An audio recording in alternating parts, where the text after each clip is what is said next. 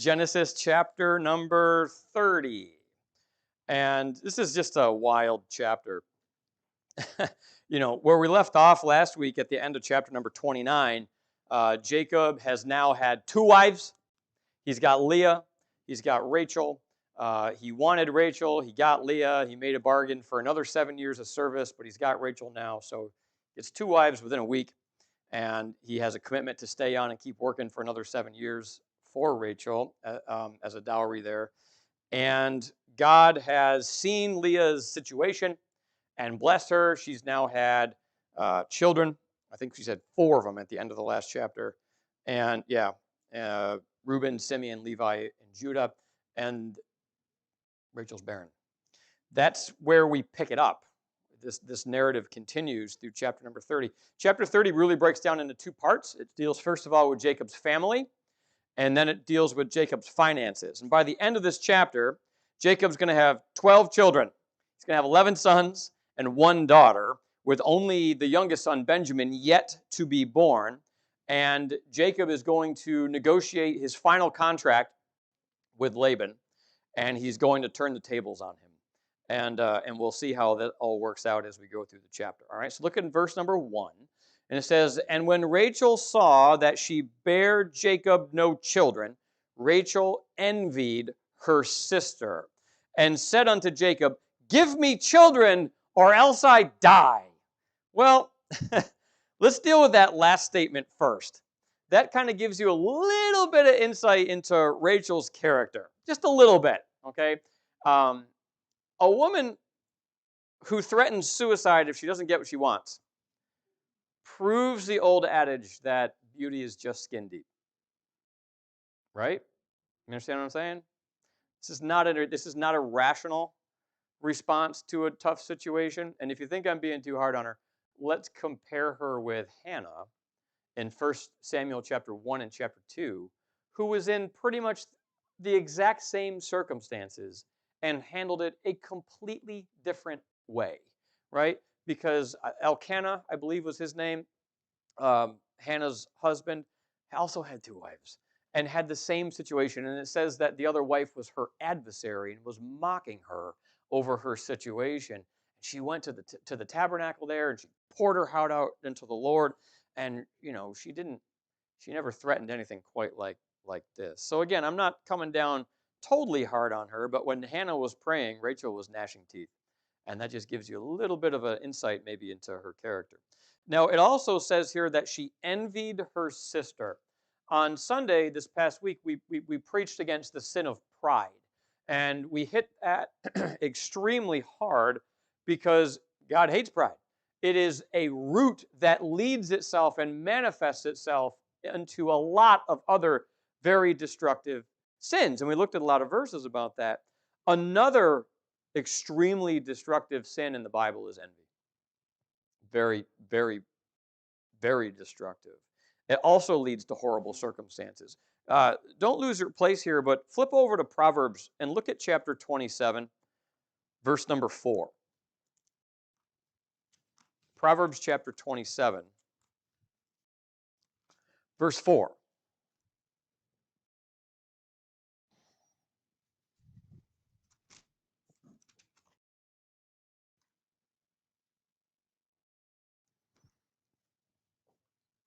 All right, now here it says, "Wrath is cruel, and anger is outrageous, but who is able to stand before envy?"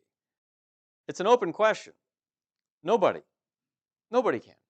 What do they call envy? The green-eyed. You become green with envy, right? The green-eyed monster. It's a terrible, terrible thing. Look at Proverbs chapter 14, and look at verse number 30. Proverbs 14:30.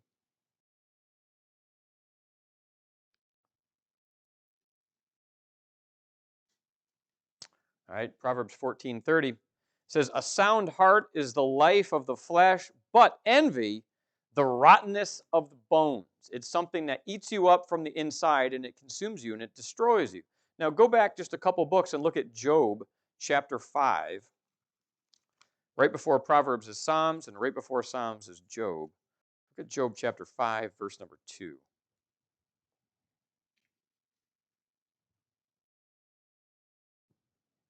So no one can stand before it. It's rottenness to the bone. And here in Job chapter 5, verse number 2, it says, "For wrath killeth the foolish man, and envy slayeth the silly one." It'll kill you. In fact, what we see is some of the most horrific things in the Bible are directly connected to envy. And specifically, later in the book of Genesis, not Rachel, but her son Joseph is going to be favored by her father Jacob. And the Bible says in Genesis chapter 37, verse number 11, that his brothers envied him. And what do they do to Joseph as a consequence of that envy? Yeah, they throw him into a pit. They were going to kill him, and then they decide to sell him into slavery and basically fake his death. Go and convince his poor father that his favorite son has been killed by a wild animal. All right? And what was it that led to that? It was envy. And when Stephen, in Acts chapter number 7, is preaching to the same people that killed Jesus Christ, he specifically calls out envy in Acts chapter 7, verse number 9, as being the motivating factor for that thing. And again, Joseph is extremely important. We'll meet him later in this chapter because he is the greatest type of Christ in the Bible. As we'll see later on in the book of Genesis, he's going to prefigure Christ in about between 100 and 150 specific ways that we'll be able to specifically identify. And the Bible says in Matthew chapter 27, verse number 18, that the chief priests delivered Jesus to Pilate because of envy. Envy put Christ on the cross. In Acts chapter 13, the Bible says that the Jews in Asia, when Paul was preaching to the Gentiles, it says that they were moved with envy at the preaching of the gospel to the Gentiles. And then later on in the New Testament, if you look at 1 Timothy chapter number 6, we get some instruction here regarding envy. 1 Timothy chapter 6. So envy is directly connected to the persecution of Christ and the persecution of believers in Christ. 1 Timothy chapter 6. Verse number 4. I'm in 2 Timothy. All right, 1 Timothy chapter 6, look at verse number 4. It says, "He is proud, knowing nothing, but doting about questions and strifes of words, whereof cometh envy, strife, railings, evil surmisings, perverse disputings of men of corrupt minds, and destitute of the truth." That's a lot of negative things that are connected to envy in that passage. It's kind of like pride in the sense that it will manifest itself in a lot of other ways when you have envy in your heart. What is one specific way that we're specifically told not to envy? As a Christian, who are you not to envy? Well, rich people, but that's not the one I'm looking for. I'm sorry? Not just evil, more general than that. Lost people. Don't envy maybe the material blessings that a lost man. Think about these guys we just talked about in the sub. These are billionaires. And most people, when they see the lifestyle of a celebrity or someone, they're like, oh man, that's the life with the big mansions and the fancy cars, and you could go anywhere and private jet to any place you want to in the world. The Bible says don't fixate your heart on the physical and on the carnal. I mean, good for them that they have those types of blessings in life, because if they die without Christ, there's no mercy on the other side. You know what I mean? So we're not to envy sinners. We're to turn from that. Go to James chapter 4, verse number 5.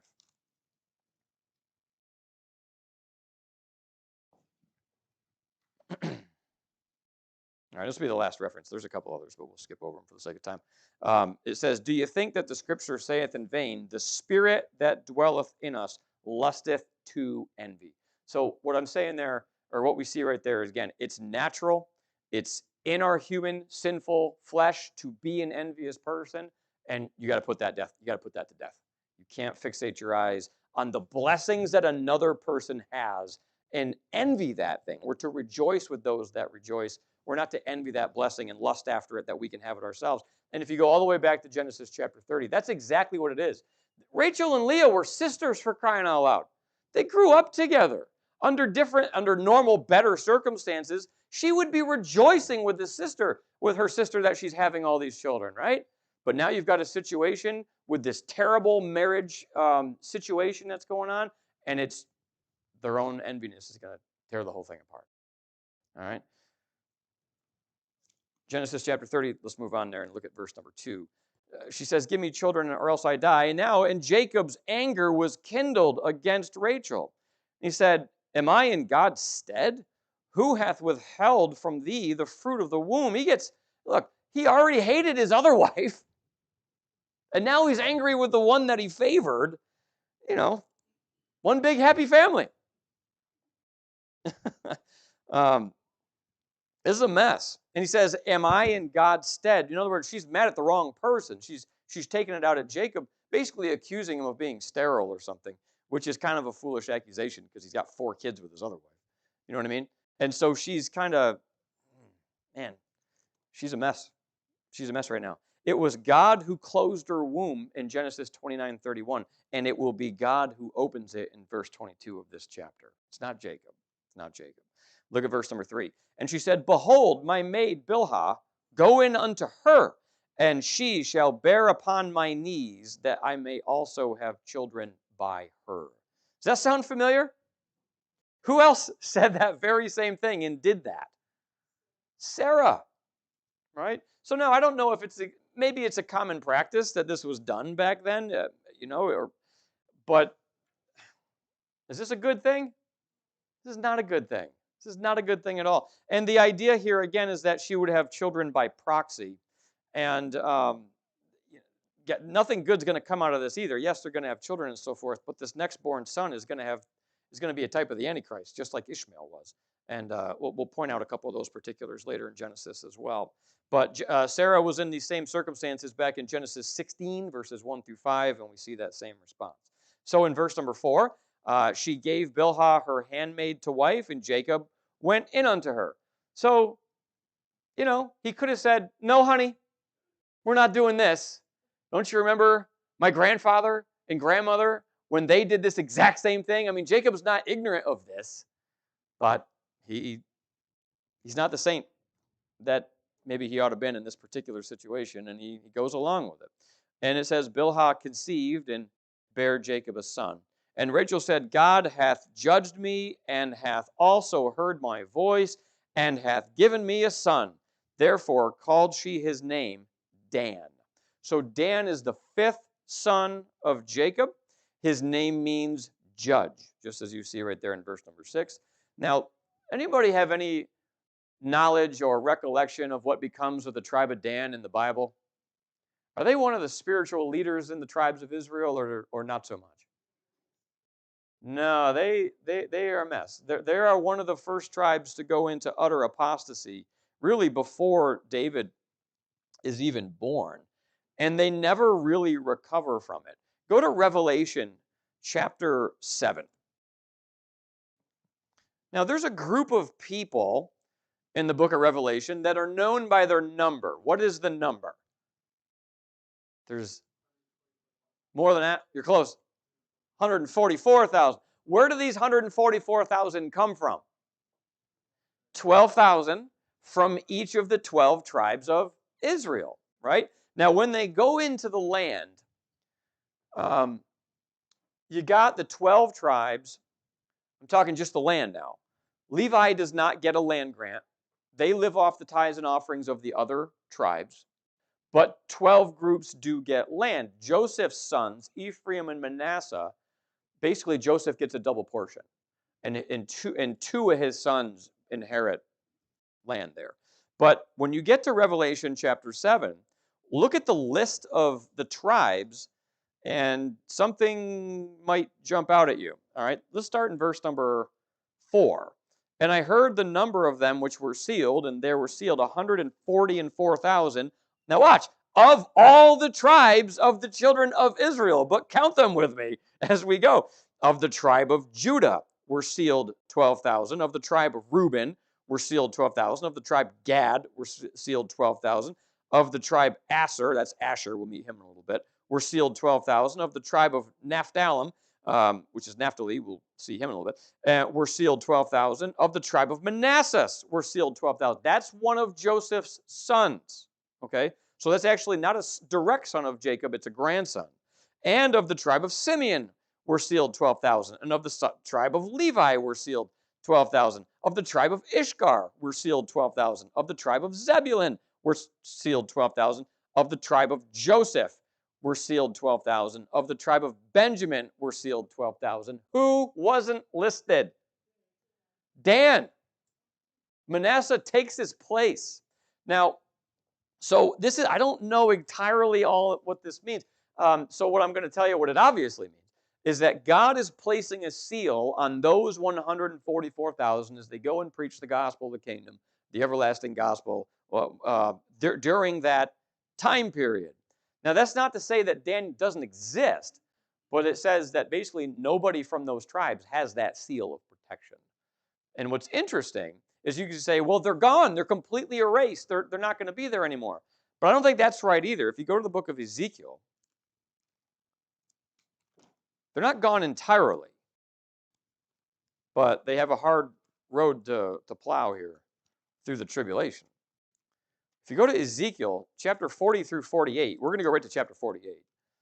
But chapter 40 through 48 is a prophecy, a vision of the millennial temple of Jesus Christ. So then we're looking past the tribulation and we're looking into the millennial kingdom of Christ on the earth for that 1,000 years.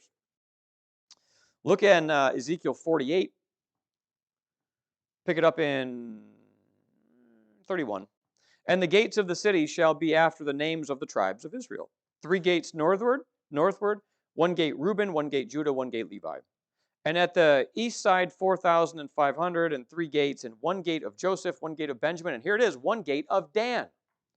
So they're in the millennium.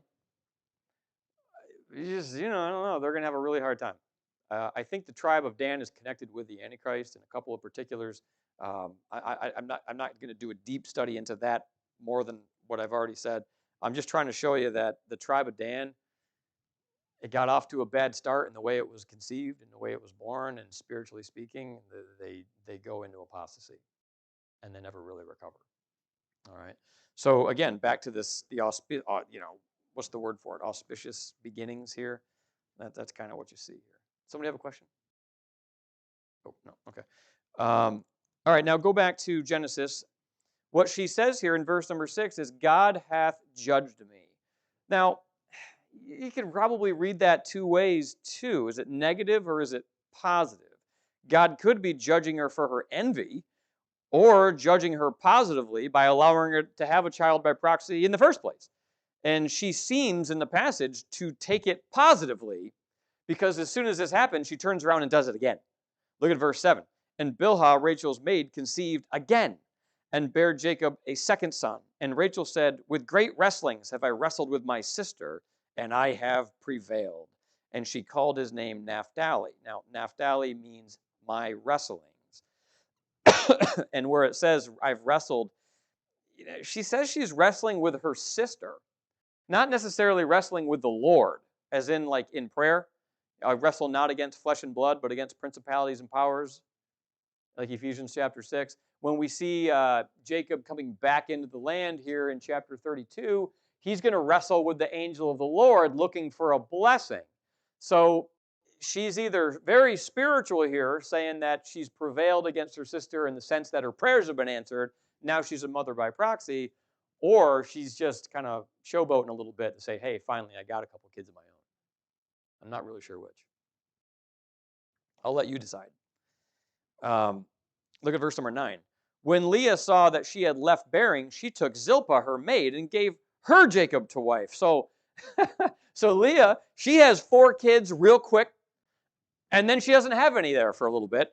And then Rachel's handmaid has a couple, and I don't know how much time has gone by. You get the sense from the narrative that this is happening all very, very, very quickly, okay? Meaning like all these kids are going to be born before the 7 years that he's laboring for Rachel. Like that's how fast it's happening. And so she says, well, hey, that worked for Rachel. It might as well work for me too. So she has the bright idea that I'm going to do the exact same thing. Husband of mine, go into my handmaid and give me more children. So he has 4 wives now. Just picture the scene at the dinner table. I mean it. Like, just think about this for a second. First of all, he's still laboring for his father-in-law. They're not living in a house of their own, right? They've probably got quarters on the family estate over there, but they're sitting there with wife number one, and who's got 4 kids over here, and wife number 2 doesn't have any of her own, but she's got the maid's kids, and now the other maid is pregnant, and you got high chair after high chair after high chair, and spaghetti flying around, and mashed potatoes going every place, and baby formula and bottles and diapers piling up. It's a mountain. Oh, I mean, what a scene. Just think about it practically. Am I wrong? It's a mess. All right. Now, just a practical note here. Leah saw that she had left off bearing. She took Zilpah. Evil communications corrupt good manners. She got the idea from watching it work for Rachel. If Rachel hadn't done it, maybe Leah wouldn't have done it. So you got to be careful. Other people follow us in our sinful behaviors and in our sinful actions. So we have to be careful of our testimony. And our sin affects other people, and I think this is a pretty decent example of that happening. All right, look at verse 10 and 11. And Zilpah, Leah's maid, bare Jacob a son. And Leah said, a troop cometh. That's exactly what it is, right? A troop. There's a troop of people around the dinner table.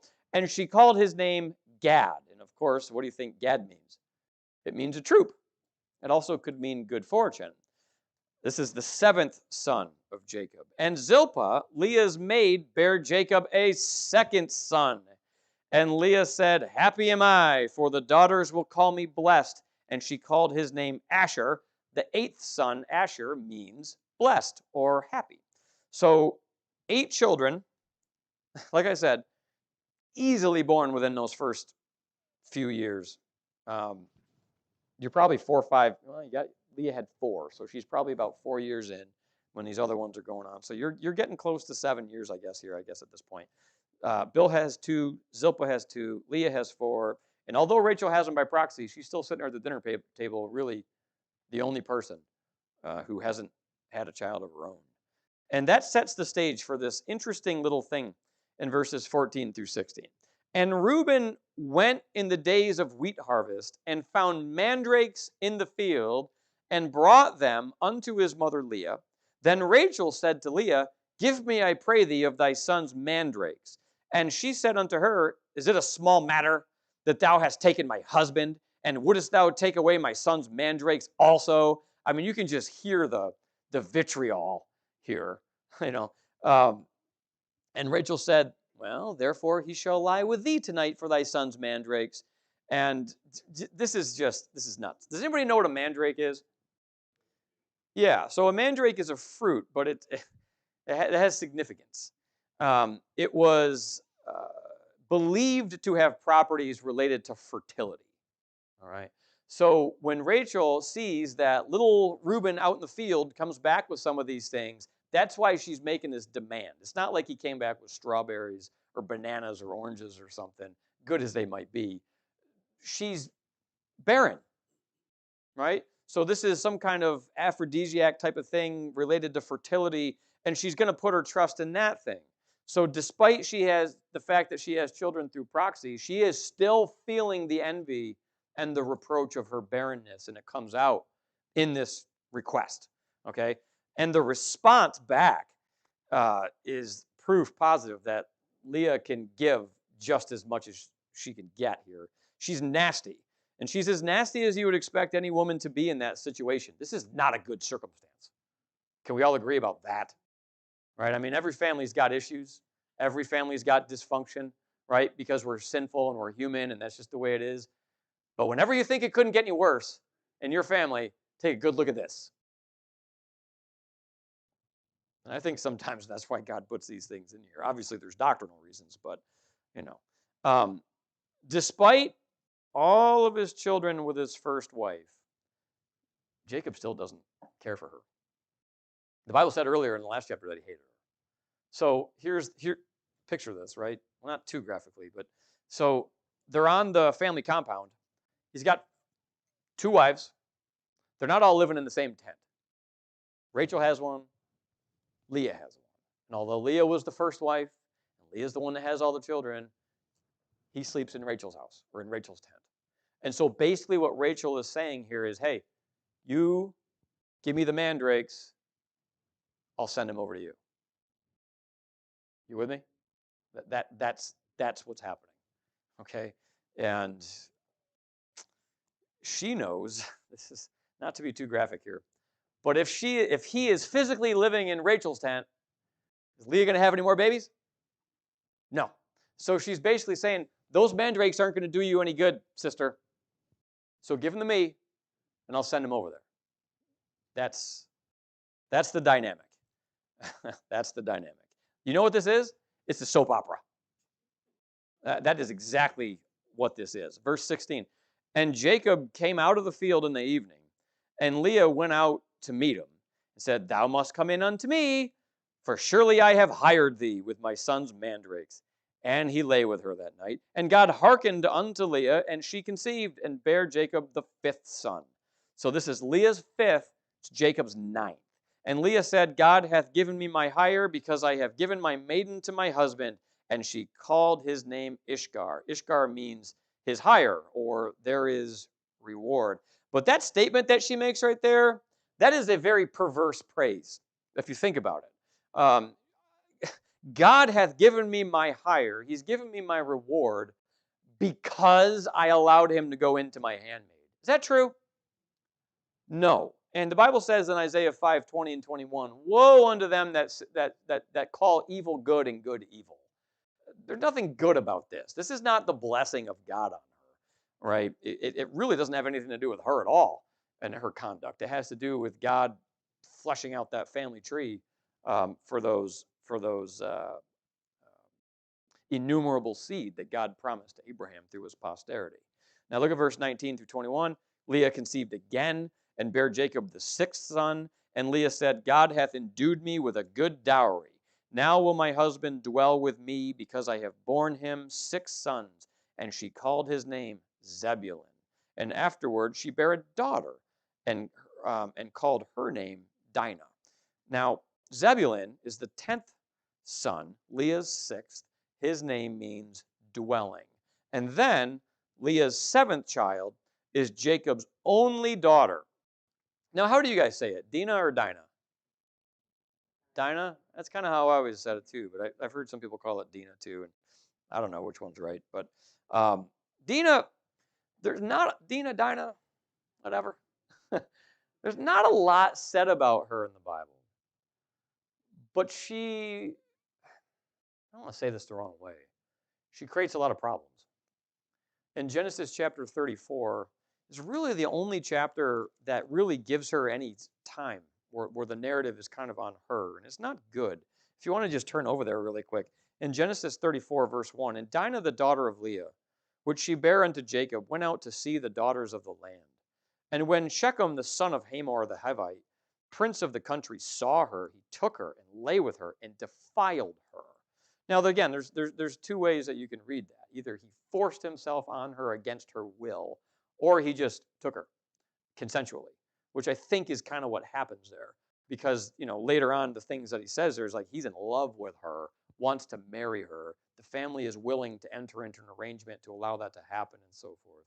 But the 2 of them went into this relationship without the consent of the father. And that's why it's called defiling, because you don't do that, right? And so what happens later on in the story is some of the older sons of Jacob, Simeon and Levi, they make an agreement with the people of the land, Shechem's family, that they're going to give their daughters, they're going to give their sons, we'll make marriages, we'll be one big happy family. But there is one thing that's unique in our family that you really got to do if you're serious about marrying our sister. You got to be circumcised. And so, again, they loves this girl. They wants to do this, so they willingly do it. And while they're in recovery, they go in there with swords and kill everybody. So they betray them. They murder them. Jacob says, you caused me to stink in the land. Not good. And because of their actions, those boys get passed over. So remember, Reuben, as the oldest, technically, Reuben has the birthright of Jacob. just like Esau had it from his father and Isaac had it from Abraham. And as we saw, the oldest should get the double portion. Well, remember that also through Abraham, Isaac, Jacob would come the seed of the Messiah as well. And that blessing, because of Reuben's own sin, which we'll look at another time, he loses it. And it passes to the next oldest, which is Simeon. But these actions here cause him to lose it. Levi goes along with it too, so he gets passed over. And it goes to the fourth son, which is who? Judah. Now, Judah is going to step forward and really earn it late in Genesis with respect to his treatment of Benjamin and so forth. But that's why the oldest isn't in the line of Christ. And that's why Simeon and Levi aren't in the line of Christ. It's because of this conduct. And then after this, the only mention of Dinah is in the end of the book when Jacob's passing on the blessing to all of his children, and then we never hear from her ever again. So it's just kind of an interesting thing. There's not much said about her, but it's kind of a troubling situation when we get to chapter 34. All right, back to chapter 30, and now look at verse number 22. Excuse me. And God remembered Rachel, and God hearkened to her and opened her womb. Now, that phrase, God remembered Rachel, can I ask you a question?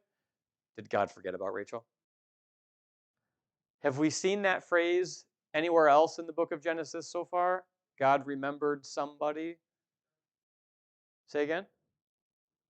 There's a couple. Noah, right? He's out on the ark, floating around on the water, and it says God remembered Noah. God did not forget about Noah. So this is one of those anthropomorphic phrases and he says the same thing about Abraham in Genesis 19:29. God didn't forget him either. But the phrase reveals God's special care and concern for her in this case, and for her situation. And it says that God hearkened to her. So as much as in the beginning she's envying Leah and she's kind of focused on this dynamic, eventually, even though the Bible doesn't really call it out too much, she finally gets to this dynamic. And she starts praying her heart out to the Lord and saying, God, very similar to Hannah in the end. And what you've probably got there is a woman who, like we talked about in Sunday school on Sunday, has been going through her fiery trials, and she's learning how to take it and understand that God has a purpose in it. And so her fiery trial, to use the phrase from 1 Peter chapter 4, has been to endure all of this. But who's in the fire, or who's behind the fire? God is, and He's refining her, and He's preparing her, not just to have any old child, but to give birth and be the mother, excuse me, of the greatest type of Jesus Christ in the entire Bible. That's a pretty special privilege. And she gets it, and she gets it right here. The Bible says that God opens her womb. So in the midst of this manure pile of a situation, a beautiful flower is going to grow. And that's the life of Joseph. All right. And so look at verse number 23 and 24. And she conceived and bare a son, and said, God hath taken away my reproach. And she called his name Joseph, and said, the Lord shall add to me another son. So God hath taken away my reproach. Remember in the beginning of the chapter, she was going to Jacob and saying, give me children lest I die. This is all your fault. You need to fix this. No. Now she understands. The Lord giveth, the Lord taketh away, the Lord closeth the womb, the Lord openeth. And God is getting the praise for this woman. Look at Proverbs chapter 11, verse number 22, and you kind of see where Rachel began. She's kind of an illustration of this Bible truth right here. Proverbs chapter 11, verse 22.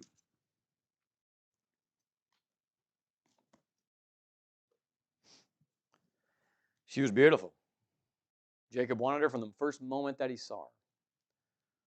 But it says, as a jewel of gold in a swine's snout, so is a fair woman which is without discretion.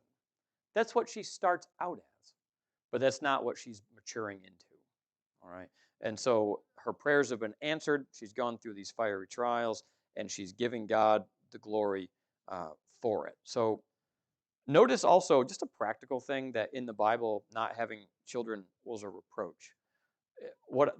That's not what I want to comment on. What I want to comment on today is at the rate that we abort children and put off having them as an act of our own will, it's kind of become a reproach to have them. I just think that's kind of ironic and interesting.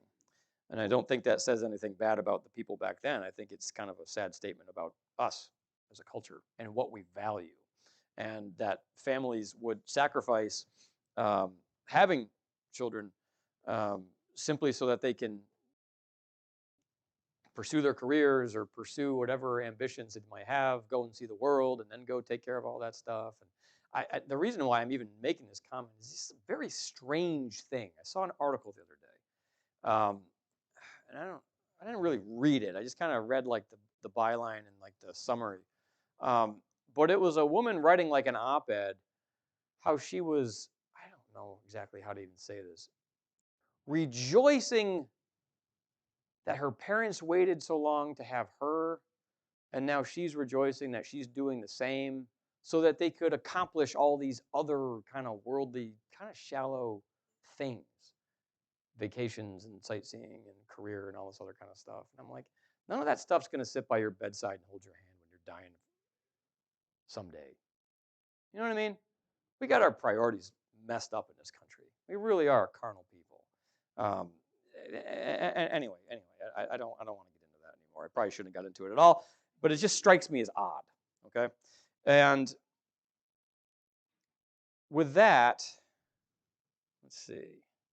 One more thing in that verse 24. See that last bit? She says, "The Lord shall add to me another son." That's a prophecy. She's saying, "Hey, I finally got one, and I know the Lord's going to give me another one," and he does. But what's unique about the birth of that next child? What happens to her? She dies in childbirth. But she's right. Like the Lord's giving her a prophetic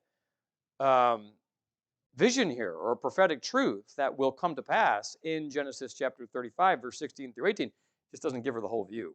All right, so that'll ultimately be Benjamin, the final child. All right, now look at verse 25. And it came to pass when Rachel had borne Joseph that Jacob said unto Laban, "Send me away, that I may go unto mine own place and to my country." So the birth of Joseph is going to mark a transition in this chapter to dealing with Jacob's family to now dealing with his finances. Rachel's finally happy. That makes Jacob happy. But he has 4 wives, 12 children, and no home of his own. So you can almost hear in the subtext of that verse, he's saying, "Let me out of here."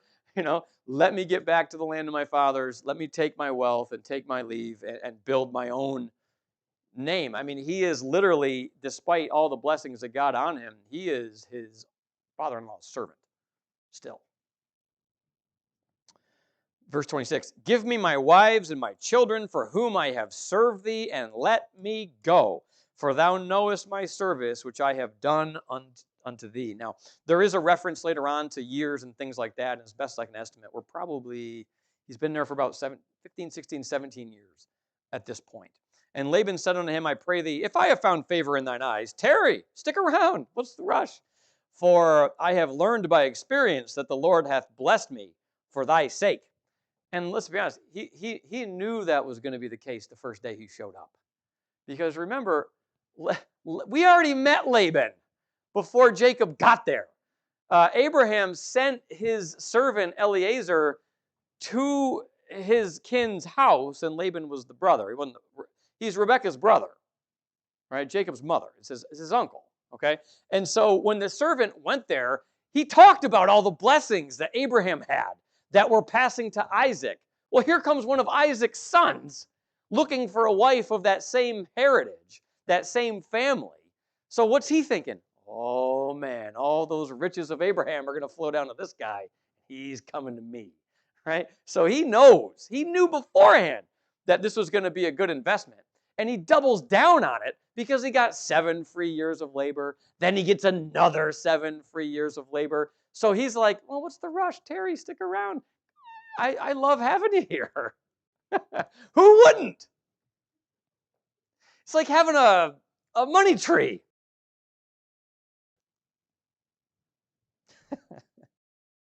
And Laban said, I pray thee, for I have found favor in thine eyes, tarry. Now, this is the blessing of Genesis chapter 12, verses 1 through 3. I'll bless them that bless thee and curse them that curse thee. He has found this out, and he doesn't want this gravy train to end. And he said, appoint me thy wages, and I'll give it. He said, name your price, and you stick around here.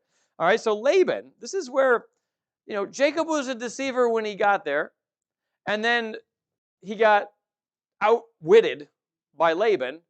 But you know what Jacob is? If he's nothing else, he's a good student. He's learned how to take his game of deception up a notch. And so he's going to negotiate a deal that, I don't want to be dogmatic about that. That's just a practical way to look at the verse. You could look at this two ways.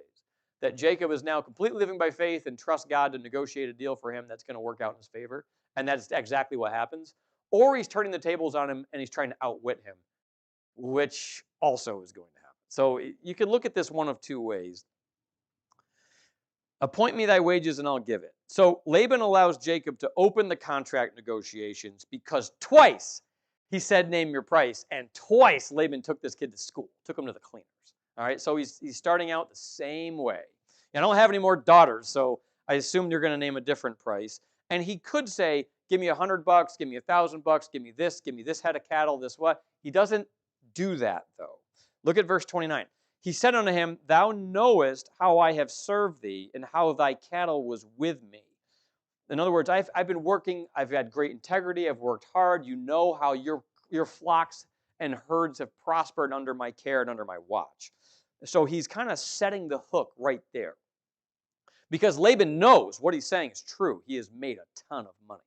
And Jacob is using that kind of as the suggestion to get him to bite on the hook of what he's about to propose.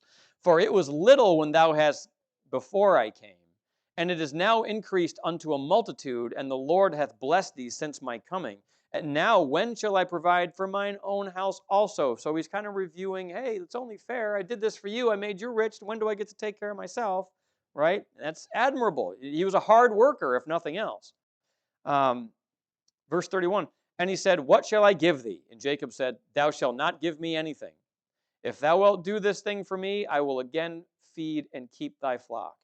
Here's what he wants. I will pass through all thy flock today, removing from thence all the speckled and spotted cattle, and all the brown cattle among the sheep, and the spotted and speckled among the goats, and of such shall be my hire. So here's the proposition. I'm going to go through your flocks, and we're going to separate the good ones from the not so good ones. And the distinction here to tell the difference is if they have speckles or spots on them, I'll take them. And you keep all the solid colored ones, the black ones, the white ones, and all those ones, because those were the ones that were more valuable. So he's saying, you get to keep all the good stuff. I'll just take the ones that you don't care about as much. How can you say no to that? Right? I mean, if you're Laban trying to play this kid again, you're sitting here thinking, thanks, kid. I'll take it. Right? Because he thinks, all right, I'll take the valuable stuff. You take the leftovers. So in theory, this should work in Laban's favor. Verse 33, so shall my righteousness answer for me in the time to come, when it shall come for my hire before thy face. Every one that is not speckled and spotted among the goats and brown among the sheep, that shall be counted stolen with me. In other words, this is a very easy deal to enforce because it's all based on the way the animals look. If you see a fully complected, a fully solid black or white cow, you'll know this one actually was yours. I stole it from you. So in other words, it's a good deal. It's going to favor you, and it's easy to enforce so that you know it's honest. Sounds like a good deal, doesn't it? All right. Now, not to get into this, but spots in the Bible are connected with the mark of the beast. When you read Leviticus chapter 13 and 14, and it talks about a spot rising, and when you go through the general epistles of Hebrews, and we'll actually see it in 2 Peter soon in Sunday school, spots, keep yourself unspotted from the world, doctrinally looking forward to the mark of the beast. All right, we're not going to get into it now, but we'll get into it then. All right. Now, verse 34, and Laban said, behold, I would it might be according to thy word. So in other words, Laban agrees to the terms of the deal. He doesn't even have to make a counteroffer. There's no negotiation because he thinks that, Jacob is nothing but a mark, just a gullible kid, and he's gonna win out on this again. And Laban said, behold, I might be according to thy word. Now look at verse 35. And he removed that day the he-goats that were ring-straked and spotted, and all the she-goats that were speckled and spotted, and every one that had some white in it, and all the brown among the sheep, and gave them into the hand of his sons. And he set 3 days' journey between himself and Jacob, and Jacob fed the rest of Laban's flock. So this is a little obscure, and I know I'm going a little quick because we're running out of time here, and I want to get through it, and we're almost there. But see how it keeps saying he. I thought at first that he was Jacob, because he said before, Jacob said, I will go and separate these out.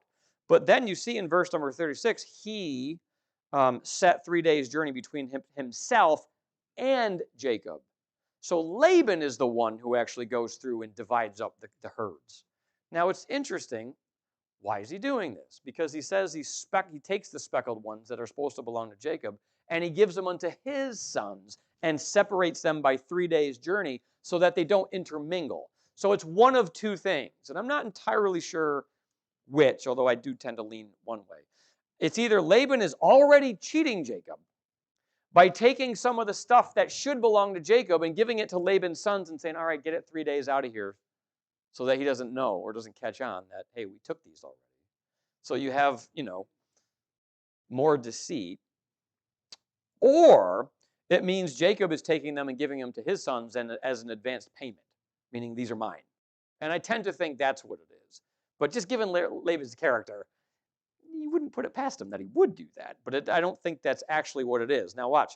This is what Jacob's going to do with those ones that have been separated out that he has. Well, actually, at the end of the verse, it says, and Jacob fed the rest of Laban's flocks. And Jacob took him rods of green poplar and of the hazel and chestnut tree, and pilled white strakes in them, and made the white appear which was in the rods. And he set the rods which he had pilled before the flocks in the gutters of the water troughs when the flocks came to drink, that they should conceive when they came to drink.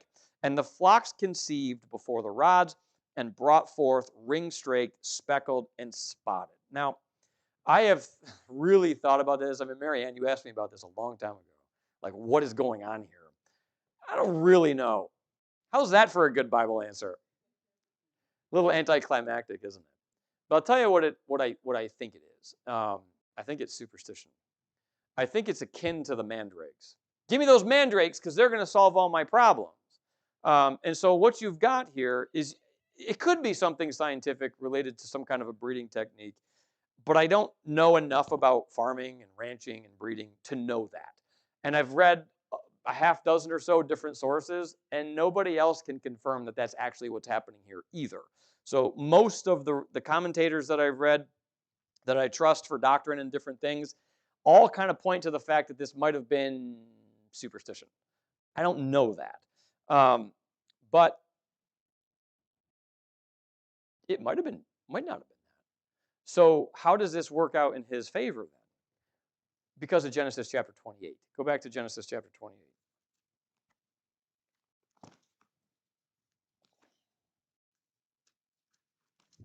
Verses 13 through 15. And behold, the Lord stood above it. Remember, we saw Jacob's ladder there. And said, I am the Lord God of Abraham, thy father, and the God of Isaac. The land wherein thou liest, to thee will I give it, and to thy seed. And thy seed shall be as the dust of the earth, and thou shalt spread abroad to the west, and to the east, and to the north, and to the south. And in thee and in thy seed shall all the families of the earth be blessed. Behold, I am with thee, and will keep thee in all places whither thou goest, and will bring thee again into this land. For I will not leave thee until I have done that which I have spoken to thee of. At the end of the day, whether Jacob was intentionally had a plan where he could do some kind of a primitive birthing technique that would allow these animals, when they're in heat, by doing these different things to conceive and bring forth animals that had spots on it, I don't know how that's possible that they could do it, because it's Laban's flocks that don't have speckles and spots that are producing these animals that have speckles and spots. I think it's God at the end of the day. And God is working this thing out to make sure that to make sure that Jacob has the blessing when he leaves Laban. So at the end of the day, it could be some kind of breeding technique, but I can't point to any specific proof of that. But what I can prove is that God's working this things out in Jacob's favor, and Laban's just going to have to live with it. Look at verse 40. And Jacob did separate the lambs and set the faces of the flocks toward the ring-straked and all the brown and the flock of Laban. And he put his own flocks but by themselves and put them not into Laban's cattle. And it came to pass, whensoever the stronger cattle did conceive, that Jacob laid the rods before the eyes of the cattle in the gutters, that they might conceive among the rods. But when the cattle were feeble, he put them not in. So the feebler and Laban's and the stronger Jacob's. And the man increased exceedingly and had much cattle and maidservants and men servants and camels and asses. And so at the end of the day, God is pouring out the blessing on Jacob because he had promised it from Abraham to Isaac to Jacob. And God is working these things out to be able to allow Jacob to go back into the land that he had promised him back in chapter number 28 when he was on his way to meet Laban in the first place. Does that make sense? If anybody has any more information about these techniques, I'm all ears, but I just can't find anything on it. Family.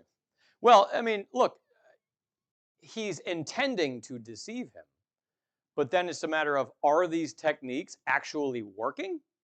And he is actually doing that? Or is God stepping in and saying, no, I'm preparing to get you out of here? Because it's very akin in that regard to what you see in Exodus. When the Passover takes place, and then they go and they borrow everything from their Egyptian neighbors, and God is giving them the spoil to make the exit and go where? The exact same place God's fixing to send Jacob right now. Right? So it's kind of an interesting thing. At the end of the day, it doesn't matter whether he's doing it or not. God's allowing it to happen so that he can spoil. Well, why is Laban a type of the Antichrist? What's he doing? He's oppressing Israel. Right? So that's what the Antichrist is going to do too. So he blessed them, made him rich, but really he's been putting the screws to Jacob now for almost 20 years, and now he's got to reap it. All right, that's all I got for chapter 30. Any other questions or insights, comments, questions?